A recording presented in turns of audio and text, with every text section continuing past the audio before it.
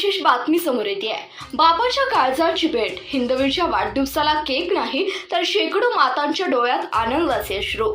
माझ्या लेकीच्या वाढदिवसाला दुसऱ्याच्या लेकीची हेळसांड थांबावी, संतोष पाटील यांच्या निस्वार्थ उपक्रमाने पारेगाव हेलावले।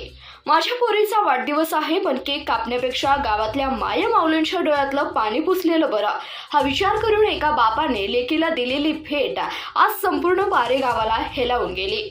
माजी सरपंच संतोष पाटील यांची कन्या हिंदवीच्या वाढदिवसाचा खर्च बाजूला सारून एसटी सवलत स्मार्ट कार्डचा कॅम्प गावातच भरवला आणि शेकडो महिलांच्या डोळ्यात आनंदाचे अश्रू आले। तालुक्याला जाताना पायाला फोड यायची एका माऊलीची व्यथा। पारेगाव तालुक्याच्या शेवटच्या टोकाला एसटीचा पास काढण्यासाठी सकाळी 5 वाजता उठून 2 लेकरं शेजाऱ्यांकडे सोडून कडक उन्हात बसणं धक्के खात तालुक्याला जावं लागायचं। पोरांना ताप आला तरी दवाखान्यात नेता येत नव्हतं, पण पास नाही म्हणून कंडक्टर शिव्या द्यायचा।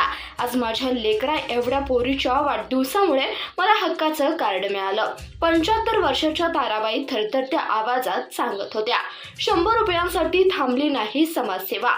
प्रशासनाचे 200 रुपये तर होतेच, पण प्रोसेसिंगचे 100 रुपये कुठून आणायचे या चिंतेत अनेक गरीब महिला होत्या। पण संतोष पाटील यांनी प्रत्येक लाभार्थ्याची 100 रुपये फी स्वतःच्या खिशातून भरली। माझ्या लेकीच्या वाढदिवसाला फटाके फोडण्यापेक्षा या माऊलीच्या चेहऱ्यावरचं हसू 1000 पटीने महत्वाचं, पाटील गहिवरून म्हणाले। बाप असावा तर असा, गावकऱ्यांच्या भावना। कॅम्पमध्ये कार्ड काढताना पडताच अनेक वृद्ध माऊलींनी पाटील यांच्या डोक्यावरून हात फिरवला। बाप असावा तर असा, स्वतःच्या पोटच्या पोरीचा विचार न करता गावच्या पोरींचा विचार केला। एक आजीबाई भरल्या डोळ्यांनी पुटपुटल्या।